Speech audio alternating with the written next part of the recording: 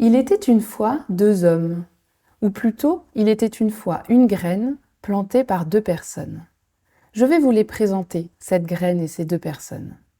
Serge est sociologue, c'est-à-dire qu'il cherche à comprendre comment les sociétés fonctionnent et se transforment. Profondément militant, assurément écologiste, merveilleusement optimiste. Jacques est agriculteur et élu dans le Calvados. Président de l'Association normande d'économie rurale appliquée, il cultive le lien avec les acteurs et actrices des territoires. Nous sommes au début des années 70. Ces deux protagonistes observent le monde autour d'eux et veulent en être acteurs. Si, comme moi, vous n'étiez pas né dans les années 70, voici quelques éléments de contexte. 1973, puis 1979. Choc pétrolier, la douche froide. Cette énergie si pratique et devenue indispensable qu'est le pétrole montre ses limites. Son prix s'envole et le doute s'immisce dans l'esprit des citoyennes et des citoyens. Une pénurie est-elle possible? En parallèle, le monde rural est en plein bouleversement. Des exploitations ferment, les populations migrent vers les périphéries urbaines. Mais l'envie d'être maître de son destin et de regagner en autonomie est bien là. Bref, le monde rural change, et donc Serge, en tant que sociologue, et Jacques, en tant que partie prenante, l'observent. Ils observent Jacques et Serge. Oui, mais pas seulement. Jacques et Serge souhaitent également être moteurs et accompagner ces changements. Jacques et Serge, au sein de l'ANERA, veulent aller à contre-courant des orientations modernistes et productivistes dominantes. Ils sont convaincus que l'énergie, au sens propre comme au sens figuré, est disponible localement et qu'il faut s'en saisir. Un projet collectif expérimental est imaginé. Donc ils expérimentent. Où ça? À Marchésieux. Ah, Marchésieux, vous en avez entendu parler sûrement.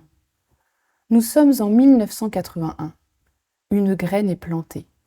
La voici, la fameuse graine. Deux projets expérimentaux sont lancés. La valorisation énergétique du petit bois d'une part et du gaz de fumier d'autre part. Les agriculteurs sont enthousiastes de participer à ce projet. Expérimenter des énergies nouvelles à partir des sous-produits de l'agriculture n'est plus une utopie qui peut-être faisait sourire il y a encore quelques années. C'est bien une réalité palpable sur le terrain dans la petite commune de Marchésieux dans la Manche. En 1978, à l'initiative des habitants de la commune, deux opérations ont été menées en relation avec l'ANERA et l'INRA. La première consistait à récupérer le petit bois après l'élagage des haies, le broyer et s'en servir comme combustible pour un chauffage collectif. Aujourd'hui, l'opération est couronnée de succès. Les 4 classes de l'école, plusieurs logements et la mairie sont chauffés avec ce petit bois. Autre projet en voie d'achèvement, utiliser le lisier et le fumier de la ferme pour produire du méthane après fermentation dans des digesteurs. Esprit de groupe, innovation, reprise du pouvoir, autonomie, quelle énergie! La graine est plantée également dans l'esprit de Serge et Jacques. Ils en sont persuadés. C'est un sujet d'avenir. Il faut creuser. En 1983, l'association régionale Biomasse Normandie est créée, notamment pour porter ces deux projets. La Basse-Normandie vient de franchir un nouveau pas dans la recherche sur les nouvelles énergies avec la création de l'association régionale Biomasse Normandie. Cette association regroupe différents partenaires, entre autres scientifiques, techniques, entreprises industrielles, associations. Elle compte se lancer avec un budget suffisamment important pour mener à bien l'ensemble de ses recherches. Nous souhaiterions être financés pour des programmes pluriannuels. Certains des partenaires financiers que nous avons contactés sont d'accord, d'autres nous demandent de déposer un dossier au coup par coup. Et bon, c'est un peu à nous de faire nos preuves, mais dans l'immédiat, nous avons bon espoir de pouvoir constituer cette association avec des moyens financiers importants pour associer les administrations, les centres techniques, les bureaux d'études, les organismes de recherche et les maîtres d'ouvrage, de façon à promouvoir les énergies renouvelables.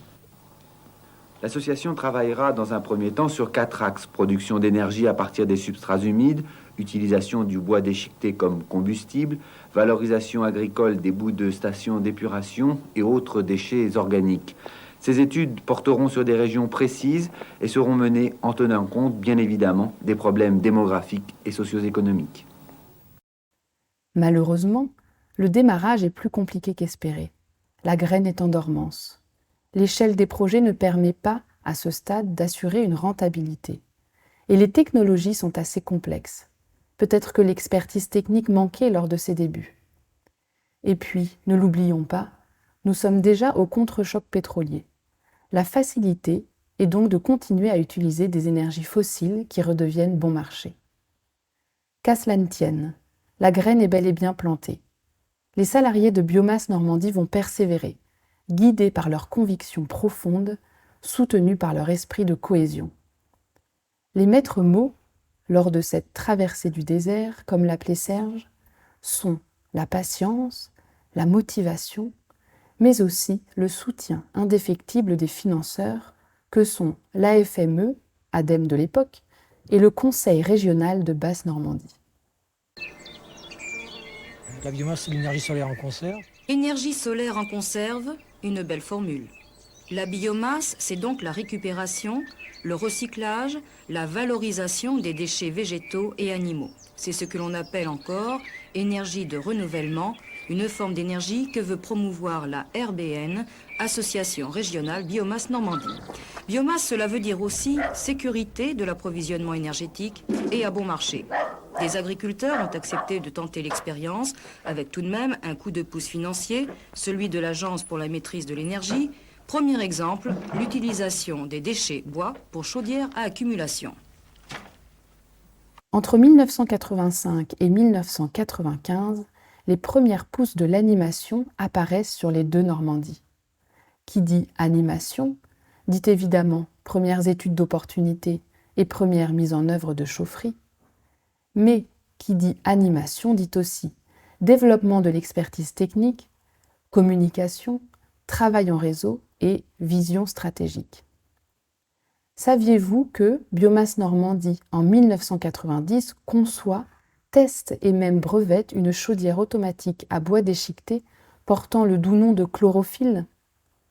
En plus des multiples conférences, visites et plaquettes de communication, saviez-vous qu'en 1984, Biomasse Normandie conçoit un film pour relater l'expérience de Marchésieux ? La haie et le bois, c'est son titre, sera même diffusé jusqu'à Paris. Saviez-vous que Biomasse Normandie, en tant que membre du réseau Clair, participe à un voyage d'études en Autriche en 1992 pour aller chercher des retours d'expérience et échanger avec nos voisins précurseurs? Saviez-vous qu'un choix stratégique est fait, au début des années 1990, celui de concentrer les efforts sur les projets conséquents associés à des réseaux de chaleur? L'ambition initiale de Serge et Jacques était de travailler avec le monde rural, mais ce détour permet de bâtir les fondations de la filière et de structurer l'approvisionnement. Voici donc de petites pousses qui sortent de terre, encore fragiles, mais qui se consolideront dans les années suivantes. Elles se consolideront grâce à la mise en œuvre d'une stratégie pluriannuelle assortie d'objectifs chiffrés. Ce sera le premier programme d'animation bois-énergie. Mais ça, c'est un autre chapitre. La voici donc l'histoire de cette graine. Graine qui, 30 ans après, est devenue un arbre. Plantation, dormance, germination, croissance, ébourgeonnage, bouture, tant d'étapes vécues et encore à vivre pour faire fleurir et prospérer une filière. Et quelle filière? Le bois, cette énergie qui permet aux actrices et acteurs des territoires de regagner en autonomie tout en participant à l'entretien des milieux naturels. Pour clôturer ce premier chapitre, je me permets de vous offrir en cadeau, vous, auditrices et auditeurs attentifs, cette jolie phrase de Serge Defaille, afin que nous nous souvenions collectivement que l'engagement est la clé. Il y a des militants professionnels, nous choisissons, nous, d'être des professionnels militants.